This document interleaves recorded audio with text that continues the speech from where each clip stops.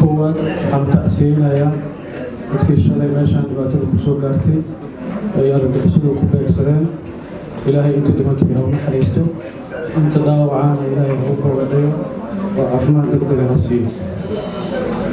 مرك لبعض محمد علينا يا مامورك دورشدا قدوميها حبنها هالوضيندا dhammaantood waan u mahad celinayaa shaqada wanaagsan iyo waqtiga ay galiyeen sidoo kale waxaan u mahad celinayaa marti sharafka xildhibaanada labada aqal saaxiibada ee ka yimid safar dheer soo galay ee maanta inay joogaan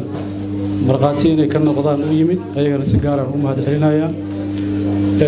waxaan rabaa halkaan inaan ka iraahdo laba kelmadood mid aniga igu saabsan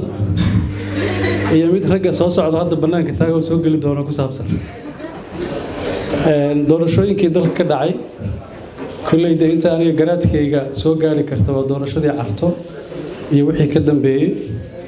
tii carto un baanan joogin inta kale waa dhex taagnaa hadba sidaan ku dhex taagnaaba laakiin mar aniga lii codaynaya tan ay ugu horreysay marka tan waxaan ka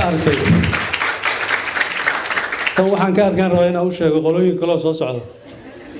marka nin xoolo dhaqanaya waxaa la yidhi sheekhu intuu tagu yidhi ii ducee marka uu duceeyay wuxuu yiri xoolaha ku barakoobi doona abaartu waa ka baxaysaa marka ninkii intuusan abaarti ka bixin baa calool xanuun badan ku dhacay aad buu u shumay shubankii ka bacdi waa xoolihii u barakoobeen marka nin baa u yimid wuxuu yiri nin sheekhan ka duceystaan rabaa sheekh hebel baa u socdaa warkaas shubana ka horeeyay ha u tagin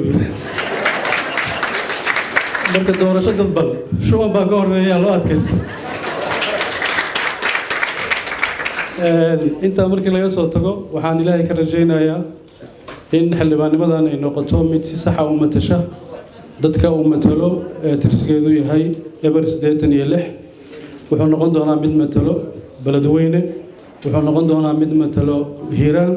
wuxuu noqon doonaa mid matala hirshabeelle wuxuu noqon doonaa mid matala Soomaaliya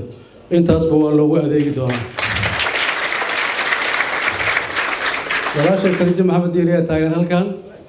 marka mar labaad iyo mar saddexaad sida loogu soo noqdana aydan ka baran doonaa wala ma santii